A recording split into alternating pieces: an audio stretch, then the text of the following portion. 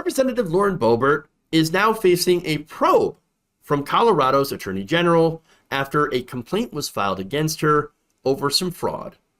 So now she's been accused of fraud from her 2020 congressional run. It's a story that we actually already talked about. We had already covered.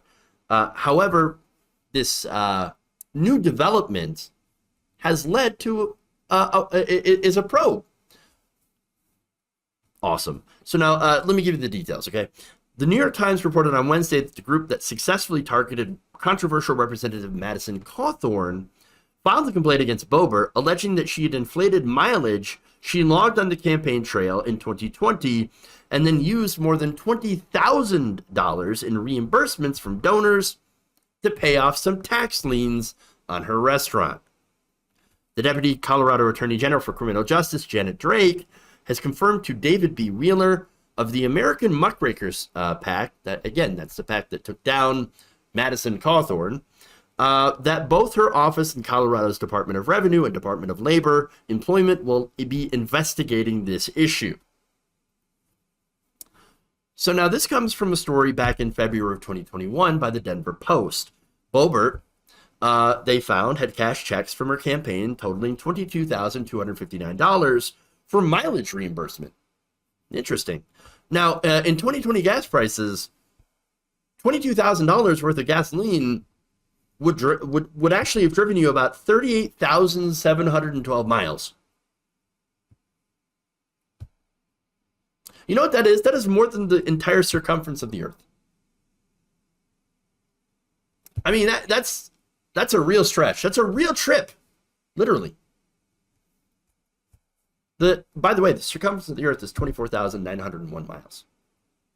Even at today's gas prices, which are insane, driving around Lawrence District isn't going to cost you $259. It's not going to happen. Massively fraudulent.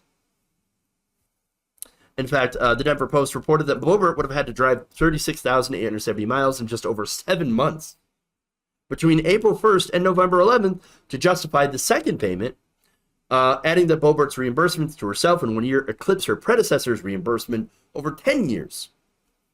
Boebert's predecessor, Representative Scott Tipton, had reimbursed himself $9,797 from campaign coffers for all of his travel expenses, including airfare, over a period of 10 years. So, but she claimed over double that for a period of 7 months. What this guy spent in 10 years.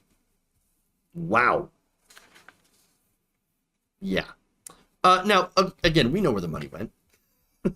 Boebert is accused of using these reimbursed funds to pay off tax liens filed against her restaurant. The Times noted that the Colorado Department of Labor and Employment filed liens totaling $20,000 against Boebert from August 2016 to February 2020 for failure to pay unemployment premiums on her business, Shooter's Grill.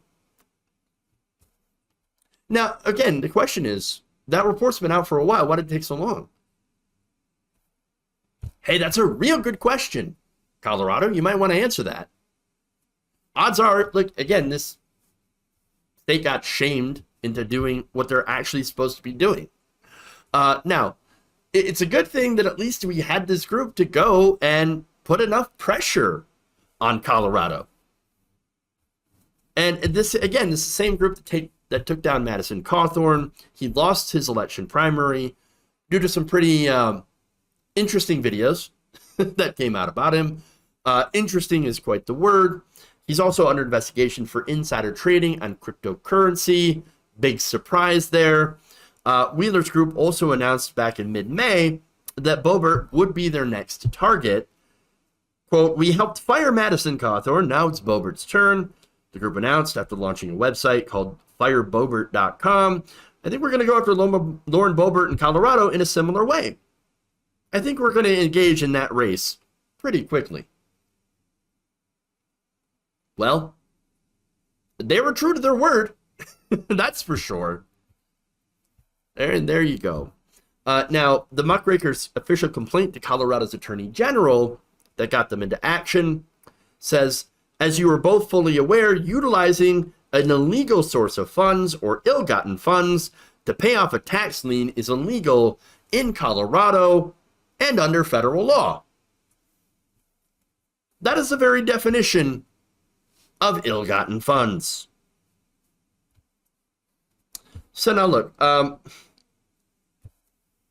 going to have to see if this overly blatant corruption, because it is corruption, is enough to take down Lauren Boebert. It's not as salacious as the Cawthorn stuff, to be fair, but I think a lot of Republicans also hate corruption. They do. They really do. The thing is, they never hear about it from their media sources. They never hear about it when it comes to their side, when it comes to Fox News, when it comes to Republicans. But they do hate corruption. That's fairly clear.